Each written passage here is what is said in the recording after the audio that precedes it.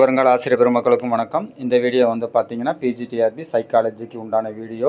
ஏற்கனவே வந்து பார்த்தீங்கன்னா சைக்காலஜிக்கு ஒவ்வொரு யூனிட்டுக்கும் பார்த்தீங்கன்னா 100 கொஷினாக 10 யூனிட்டுக்கும் போட்டிருந்தோம். அதுக்கப்புறம் கம்பைன் பண்ணி இருக்கிற 10 யூனிட்டுக்குமே சேர்த்து ஒரு ரிவிஷன் மாதிரி ஃபஸ்ட்டு ரிவிஷனில் 10 யூனிட்டுக்கும் சேர்த்து ரிவிஷன் 1ன்னு சொல்லிட்டு ஒரு 100 கொஷின் போட்டிருந்தோம். இது ரெண்டாவது ரிவிஷன். இதுலையுமே வந்து பார்த்தீங்கன்னா உங்களுக்கு 100 கொஷின் இருக்குது. யூனிட் வைஸ் 10 கொஷின் எடுத்து 100 கொஷின் இருக்குது. நிறைய பேர் பார்த்துட்டு நல்லா இருக்குது அப்படின்னு சொல்லியிருந்தீங்க. நல்ல ஃபீட்பேக் கொடுத்துருந்தீங்க. ஸோ நான் எதுக்காக ஃபீட்பேக் கேட்குறேன்னா நீங்கள் சொல்ல தான் நாங்கள் அதுக்கு தகுந்த மாதிரி நான் வந்து இன்னும் அடுத்து நல்லா உங்களுக்கு வந்து பெஸ்ட்டாக கொடுக்கணும் அப்படிங்கிறதுக்காக தான். பார்த்துட்டு இன்னும் ஒரு நாள் தான் டைம் இருக்கிறதுனால உங்களுக்கு இன்றைக்கி நைட்டுக்குள்ளே வந்து பார்த்தீங்கன்னா இந்த யூனிட்டு இதுக்கப்புறம் இன்னொரு யூனிட் இருக்குது, அதாவது இன்னொரு ரிவிஷன் இருக்குது, சேர்த்துமே அப்லோட் பண்ணிடுவோம். நல்லா ப்ரிப்பேர் பண்ணுங்கள். நாளைக்கு ஒரு நாள் ஃபுல்லாகவே டைம் இருக்குது.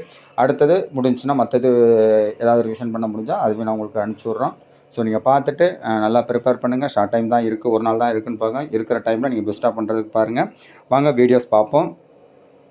அடுத்த கொஷின் பார்ப்போம். இப்போ ரெண்டாவது ரிவிஷனில் பார்த்தீங்கன்னா ஃபஸ்ட் கொஷின் வந்து பார்த்தீங்கன்னா முதன்மை கல்வி வழங்குவதன் முதன்மை நோக்கம் என்ன? முதன்மை கல்வியோட முதன்மை நோக்கம் என்ன அப்படின்னு பார்த்தீங்கன்னா குழந்தையின் ஒட்டுமொத்த வளர்ச்சிக்கு அடித்தளம் இடுதல். Option C. ரெண்டாவது கொஷின் கல்வி வாய்ப்புகளை சமமாக்குதல் என்பது எதை உறுதிப்படுத்துகிறது?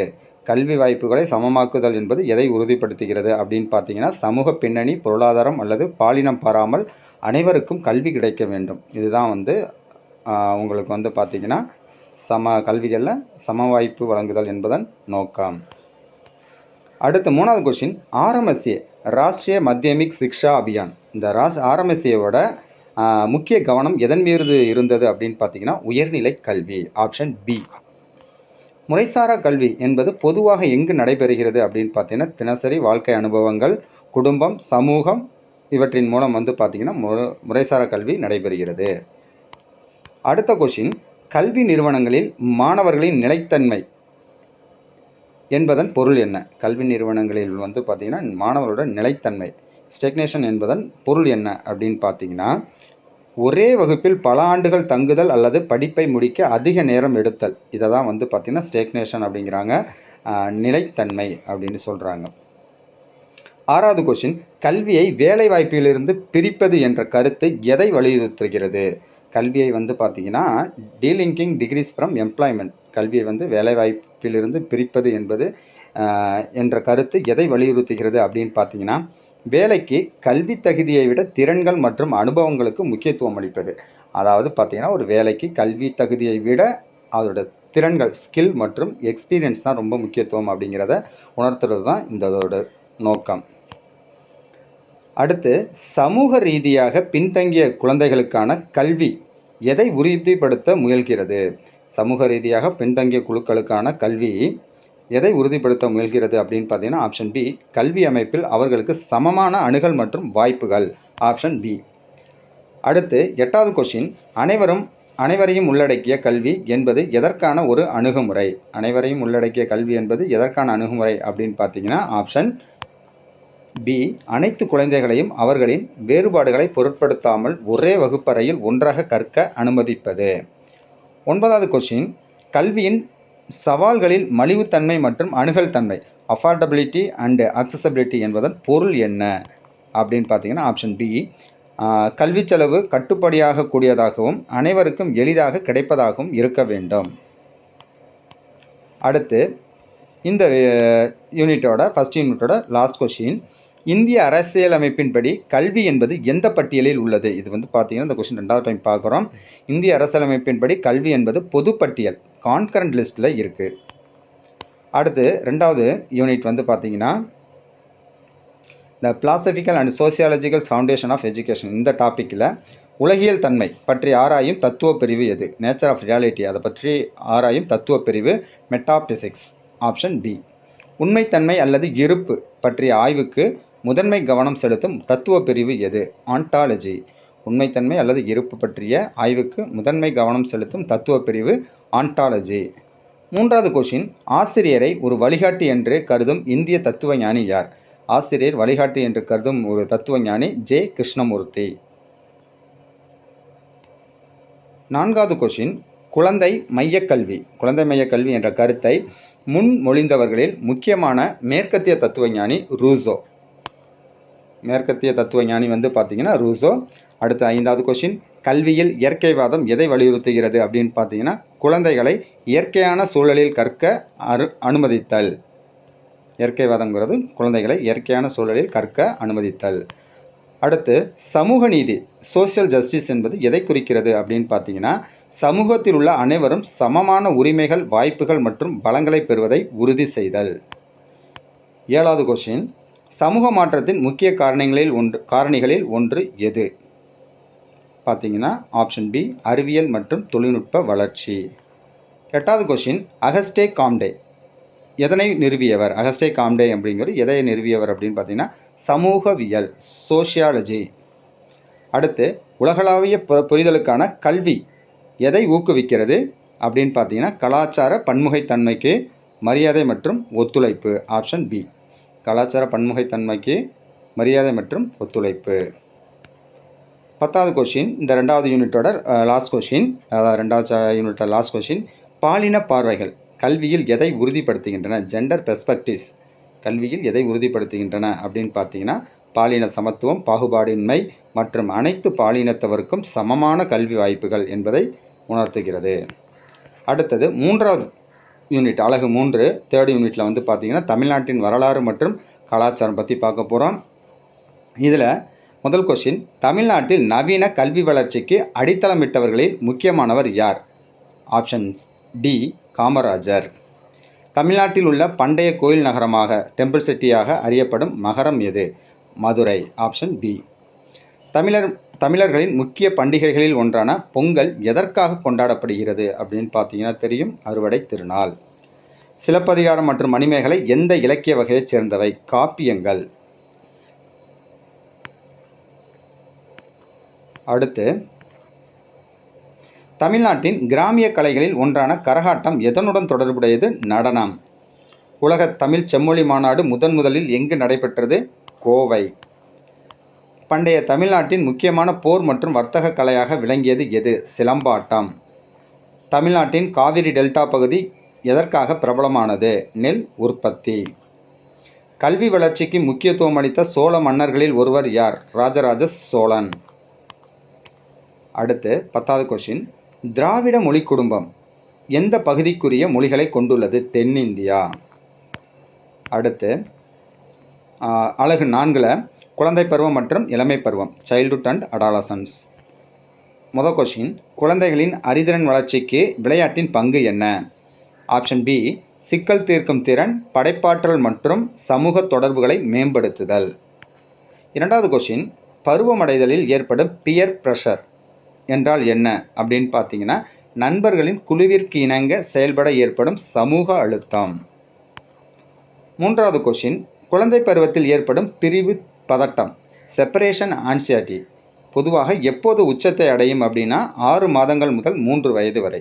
இந்த பிரிவு பதட்டம் வந்து பொதுவாக எப்பொழுது உச்சத்தை அடையும் அப்படின்னு பார்த்தீங்கன்னா 6 முதல் 3 வயது வரை, அதாவது 6 மாதங்கள் முதல் 3 வயது வரை.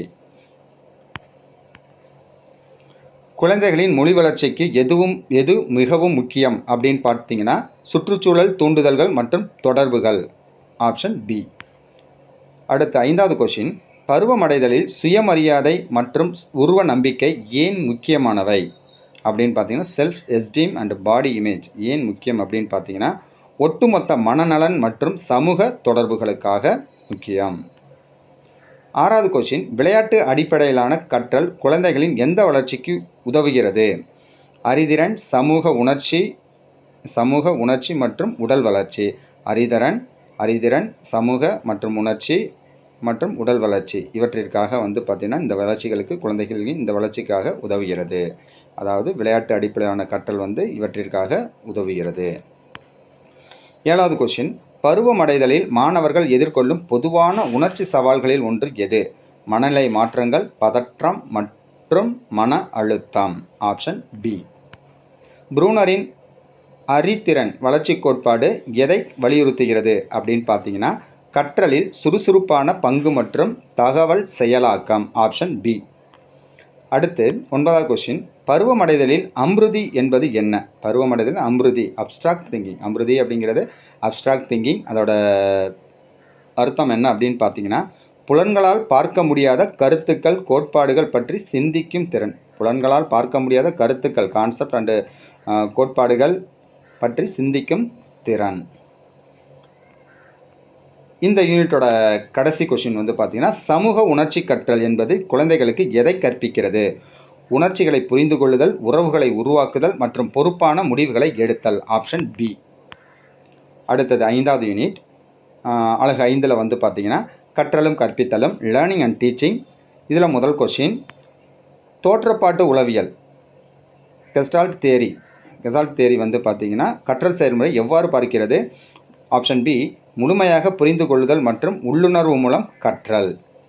2வது கொஷின், கற்றல் பரிமாற்றம் டிரான்ஸ்ஃபர் ஆஃப் லேர்னிங் என்பது எதை குறிக்கிறது?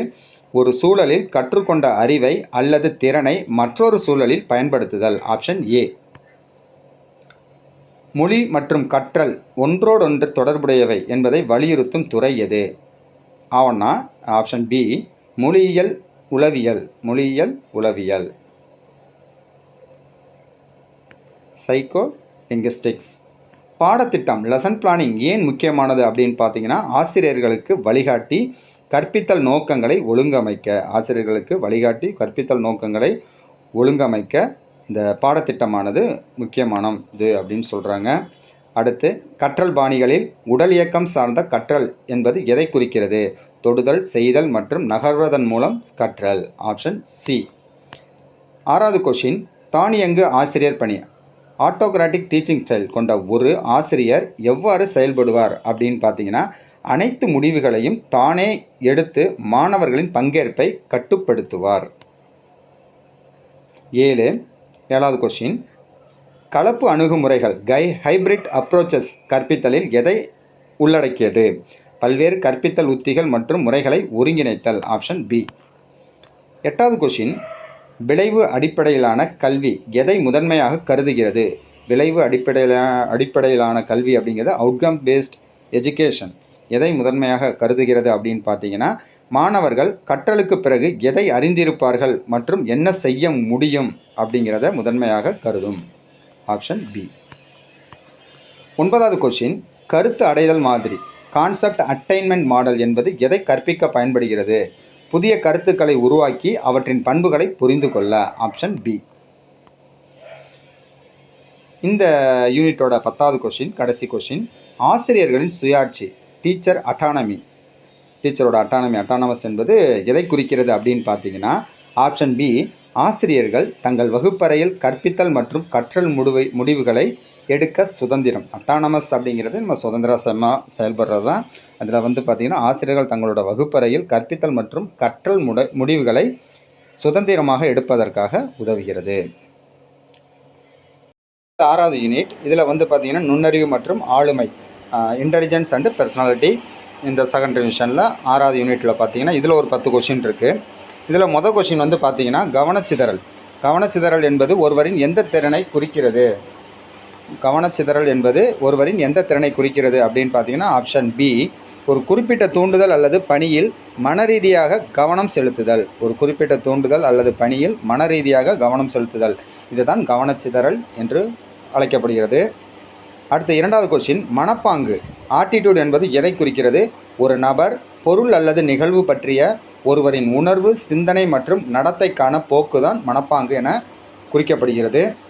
Option B. அடுத்து, ஸ்டென்பெர்க்கின் 3 நுண்ணறிவு கோட்பாடு ட்ரையார்கிக் தியரி ஆஃப் இன்டெலிஜென்ஸ் எந்த வகையான நுண்ணறிவை உள்ளடக்கியது அப்படின்னு பார்த்தீங்கன்னா, ஆப்ஷன் பி. பகுப்பாய்வு, ஆக்கப்பூர்வமான நடைமுறை.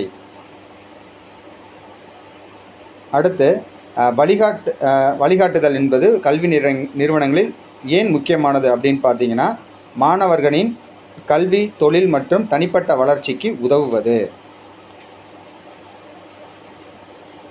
டிஸ்கல்குலியா அப்படிங்கிறது என்ன? டிஸ்கல்குலியா என்பது எதனுடன் தொடர்புடையது? ஒரு கற்றல் குறைபாடுனா கணிதத்தில் உள்ள ஒரு கற்றல் குறைபாடு சம்மந்தப்பட்டது தான் பார்த்தீங்கன்னா டிஸ்கல்குலியா. 6வது கொஸ்டின், ஆளுமையை அளவிட பயன்படுத்தப்படும் ஒரு முறை எது அப்படின்னு பார்த்தீங்கன்னா, ரோசர்க் இன்க்ளாட் டெஸ்ட் தான் வந்து ஆளுமை பர்சனாலிட்டி அளவிட பயன்படுத்தப்படும் ஒரு முறை. ரோசார்க் வந்து பார்த்தீங்கன்னா தட சோதனை இதை தான் வந்து பார்த்திங்கன்னா ஆளுமையை அளவிட பயன்படுத்தப்படும் ஒரு முறை. அடுத்து 7வது கொஷின், பாதுகாப்பு வழிமுறைகள் என்பது எதனுடன் தொடர்புடையது? மன அழுத்தம் அல்லது பதட்டத்தில் இருந்து தன்னை பாதுகாத்து கொள்ளும் மனதின் தந்திரங்கள். இதுதான் பாதுகாப்பு வழிமுறைகள், டிஃபென்ஸ் மெக்கானிசம் அப்படின்னு அழைக்கப்படுகிறது. பாதுகாப்பு வழிமுறைகள். அடுத்து 8வது கொஷின், கார்ட்னரின் பல வகை நுண்ணறிவு கோட்பாட்டின்படி ஒருவரின் உணர்வுகளை புரிந்து கொண்டு நிர்வகிக்கும் திறன் எந்த நுண்ணறிவுக்குள் வரும் அப்படின்னு பார்த்தீங்கன்னா ஆப்ஷன் சி, தனிப்பட்ட அக நுண்ணறிவு, இன்ட்ராபர்சனல் இன்டெலிஜென்ஸ். அதாவது கார்ட்னரோட பல வகை நுண்ணறிவு கோட்பாட்டின்படி ஒருவரின் உணர்வுகளை புரிந்து கொண்டு நிர்வகிக்கும் திறனானது எந்த நுண்ணறிவுக்குள் வரும் அப்படின்னு பார்த்தீங்கன்னா தனிப்பட்ட அக நுண்ணறிவு, ஆப்ஷன் சி. 9வது கொஷின், சமூக தொடர்புகளில் ஒருவரின் திறனை மதிப்பிடும் நுண்ணறிவு எது? தனிப்பட்ட புற நுண்ணறிவு, இன்டர்பர்சனல் இன்டெலிஜென்ஸ். இந்த 6வது யூனிட்டோட கடைசி கொஷின், ஆளுமை பண்புகள் ட்ரைட் தியரிஸ் ஆஃப் பர்சனாலிட்டி எதை அடிப்படையாக கொண்டுள்ளது அப்படின்னு பார்த்தீங்கன்னா தனி நபர்களை விவரிக்கும் நிலையான குணாதிசயங்கள் அல்லது பண்புகளின் தொகுப்பு. அடுத்து 7வது யூனிட் வந்து பார்த்தீங்கன்னா இதில் ஒரு 10 கொஷின். கல்வி மதிப்பீடு, எஜுகேஷனல் எவாலுவேஷன். சமச்சீர் மதிப்பீடு, CCE, continuous and comprehensive evaluation என்பதன் சமச்சீர் என்ற சொல் எதை குறிக்கிறது? இதில் வந்து பார்த்தீங்கன்னா சமச்சீர் மதிப்பீடில் சமச்சீர் என்பது எதை என்ற சொல்லானது எதை குறிக்கிறது அப்படின்னு பார்த்தீங்கன்னா மாணவர்களின் கல்விசார் மற்றும் கல்வி சாராத அனைத்து அம்சங்களையும் மதிப்பீடு செய்தல், ஆப்ஷன் பி. மதிப்பீட்டு கருவி புறநிலைத்தன்மை, ஆப்ஜெக்டிவிட்டி கொண்டதாக இருக்க வேண்டும் என்பதன் பொருள் என்ன அப்படின்னு பார்த்தீங்கன்னா மதிப்பீட்டாளரின் தனிப்பட்ட சார்பு அல்லது உணர்வுகளால் முடிவுகள் பாதிக்கப்படாமல் இருக்க வேண்டும். அடுத்து விதிமுறை சார்ந்த தேர்வு, நாம் ரெஃபரன்ஸ் டெஸ்ட் எதை அளவிட பயன்படுகிறது அப்படின்னு பார்த்தீங்கன்னா ஒரு மாணவரின் செயல்திறனை மற்ற மாணவர்களின் செயல்திறனுடன் ஒப்பிடுதல், ஆப்ஷன் பி. மதிப்பீடு என்பது எதை உள்ளடக்கியது? ஒரு பொருளின் அல்லது செயலின் மதிப்பு அல்லது தரத்தை பற்றி ஒரு முடிவுக்கு வருதல். அடுத்து அளவுகோல் சார்ந்த தேர்வு, கிரைட்டீரியன் ரெஃபரன்ஸ் டெஸ்ட் எதை அளவிடுகிறது? ஒரு மாணவரின் செயல்திறன் ஒரு குறிப்பிட்ட அளவுகோல் அல்லது திறன் மட்டத்துடன் ஒப்பிடப்படுதல். முன்கணிப்பு சோதனை, ப்ராக்னஸ்டிக் டெஸ்ட் என்பது எதற்காக பயன்படுத்தப்படுகிறது அப்படின்னு பார்த்தீங்கன்னா ஒரு மாணவரின் எதிர்கால செயல்திறன் அல்லது வெற்றியை கணிக்க. ஒரு கேள்வித்தாள் தயாரிப்பதில் எடைப்பட்டியல், டேபிள் ஆஃப் வெயிட்டேஜஸ் எதற்காக பயன்படுத்தப்படுகிறதுனா வெவ்வேறு கற்றல் நோக்கங்கள், உள்ளடக்க பகுதிகள் மற்றும் கேள்வி வகைகளுக்கு எவ்வளவு முக்கியத்துவம் கொடுக்கப்பட வேண்டும் என்பதை தீர்மானிக்க. நேர்காணல், இன்டர்வியூ ஒரு மதிப்பீட்டு கருவியாக பயன்படுத்தப்படும் போது அது எதற்கு உதவுகிறது? மாணவர்களின் வாய்மொழித்திறன், புரிதல் மற்றும் அணுகுமுறையை புரிந்து கொள்ள. ரூப்ளிக்ஸ் என்பது எதற்கான ஒரு கருவி? ஒரு குறிப்பிட்ட பணியில் மாணவர்களின் செயல்திறனை மதிப்பீடு செய்வதற்கான அளவுகோல்கள் மற்றும் தரநிலைகள் கொண்ட வழிகாட்டி. இந்த யூனிட்டோட கடைசி கொஷின், பியர் ரிவ்யூ என்பது எதை உள்ளடக்கியது அப்படின்னு பார்த்தீங்கன்னா ஒருவருக்கொருவர் வேலையை மதிப்பீடு செய்து பின்னூட்டம் அளிக்கும் மாணவர்கள். அடுத்த 8வது யூனிட், மேலாண்மை மற்றும் நிர்வாகம், மேனேஜ்மெண்ட் அண்ட் அட்மினிஸ்ட்ரேஷன். இதில் வந்து பார்த்திங்கன்னா கல்வி நிர்வாகத்தின் மத்திய மாநில உள்ளூர் நிலைகள், central, state and local levels எதை குறிக்கின்றன? அதிகார பரவலாக்கல் மற்றும் வெவ்வேறு நிர்வாக அமைப்புகள். அடுத்து கல்வி நிறுவனங்களில் பொருள் மேலாண்மை, மெட்டீரியல் மேனேஜ்மெண்ட் எதை உள்ளடக்கியது? கட்டிடங்கள், உபகரணங்கள் மற்றும் பிற வளங்களை திறம்பட பெறுதல்.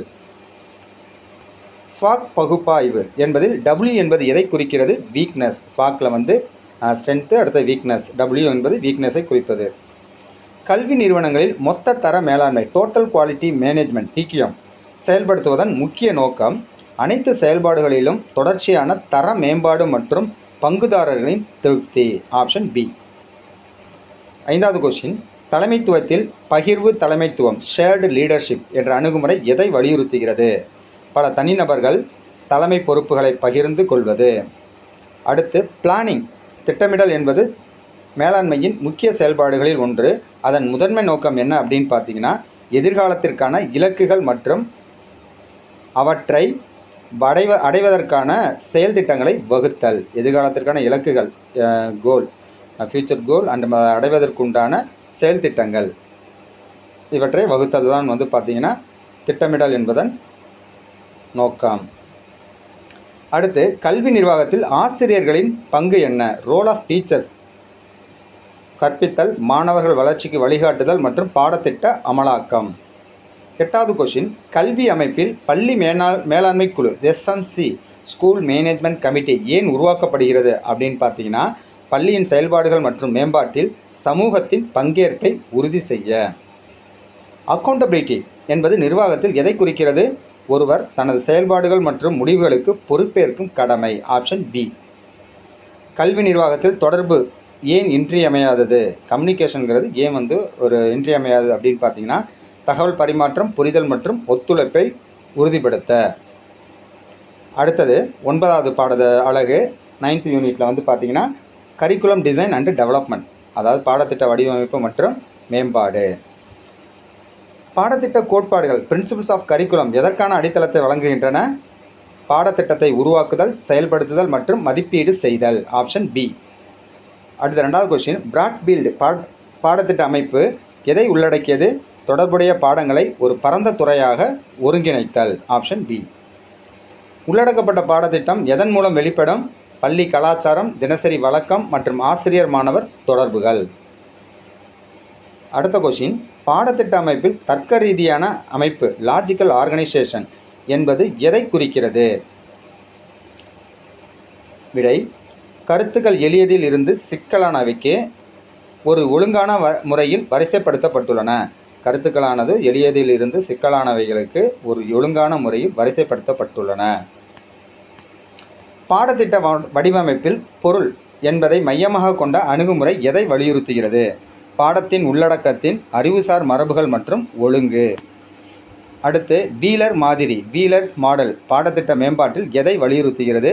ஒரு சுழற்சி செயல்முறை சைக்கிளிக் ப்ராசஸ். இதில் ஒவ்வொரு படியும் முந்தையவற்றை பாதிக்கலாம். திறன் அடிப்படையிலான பாடத்திட்டம் காம்படன்சி பேஸ்டு கரிக்குலம் எதை உருவாக்குவதை நோக்கமாக கொண்டுள்ளது? நிஜ உலகத்தில் பயன்படுத்தக்கூடிய திறன்கள் மற்றும் அறிவுடன் கூடிய திறமையான தனிநபர்கள். பாடத்திட்டத்தின் உள் இசைவு இன்டர்னல் கன்சிஸ்டன்சி ஆஃப் கரிக்குலம் என்பது எதை குறிக்கிறது? பாடத்திட்டத்தின் அனைத்து கூறுகளும், அதாவது நோக்கங்கள், உள்ளடக்கம், மதிப்பீடு, ஒருவருக்கொருவர் ஒத்துப்போகுதல் இவற்றையெல்லாம் வந்து உள்ளடக்கியது. ஹில்டா டாபா முன்மொழிந்த பாடத்திட்ட மாதிரி எதை வலியுறுத்துகிறது அப்படின்னு பார்த்தீங்கன்னா கீழ்மேல் அணுகுமுறை. இதில் ஆசிரியர்கள் மற்றும் மாணவர்கள் பாடத்திட்ட வடிவமைப்பில் ஈடுபடுகின்றனர். இந்த யூனிட்டோட கடைசி கொஷின், பாடத்திட்ட மதிப்பீடு எப்போது நடைபெற வேண்டும்? பாடத்திட்டத்தை அறிமுகப்படுத்திய பாடத்திட்ட மேம்பாடு செயல்முறை முழுவதும் தொடர்ச்சியாக நடைபெற வேண்டும். பாடத்திட்ட மதிப்பீடு எப்போது நடைபெற வேண்டும் அப்படின்னு பார்த்தீங்கன்னா இந்த பாடத்திட்ட மேம்பாடானது செயல்முறை முழுவதும் தொடர்ச்சியாக நடைபெற வேண்டும். Option B. அடுத்து இந்த வீடியோவோட கடைசி யூனிட், அதாவது 10வது யூனிட் வந்து பார்த்திங்கன்னா போதனை மற்றும் கல்வி தொழில்நுட்பம் இன்ஸ்ட்ரக்ஷனல் அண்டு எஜுகேஷ்னல் டெக்னாலஜி. ப்ளூமின் திருத்தப்பட்ட வகைப்பாட்டின்படி அறிதிறன் களத்தில் உள்ள மிக குறைந்த நிலை என்ன? நினைவுபடுத்துதல், ரிமெம்பரிங். கற்பித்தல் நிலைகளில் நினைவு நிலை எதை மையமாக கொண்டது? தகவல்களை மனப்பாடம் செய்து நினைவுபடுத்துதல். Option B. அடுத்தது நேரியல் திட்டமிடப்பட்ட கற்றல் லீனியர் ப்ரோக்ராம்டு லேர்னிங் என்பதில் மாணவர்கள் எவ்வாறு தகவல்களை அணுகுவார்கள்? ஒரு குறிப்பிட்ட படிப்படியான வரிசையில் தகவல்களை அணுகி ஒவ்வொரு படிக்கும் பிறகு பின்னூட்டம் பெறுவார்கள். 4வது கொஷின், கல்வி தொழில்நுட்பத்தில் கணினி அடிப்படையிலான கற்றல் எதை உள்ளடக்கியது? கம்ப்யூட்டர் பேஸ்ட் லேர்னிங் எதை உள்ளடக்கியது அப்படின்னு பார்த்தீங்கன்னா கணினி மென்பொருட்கள் மூலம் பாடங்களை படித்தல் மற்றும் பயிற்சிகள் செய்தல். 5வது கொஷின், OER என்பதன் விரிவாக்கம் expansion of OER open educational resources. இது இந்த இடத்துல வந்து ஓப்பன் அப்படிங்கிறது நம்ம ஞாபகம் வச்சுக்கணும். அப்படிங்கிறது ஆன்லைன் அப்படிங்கிற மாதிரி இல்லாமல் ஓப்பன், இது ரெண்டு தான் நமக்கு ஆப்ஷன். இதில் வந்து பார்த்திங்கன்னா ஓப்பன் எஜுகேஷ்னல் ரிசோர்சஸ்.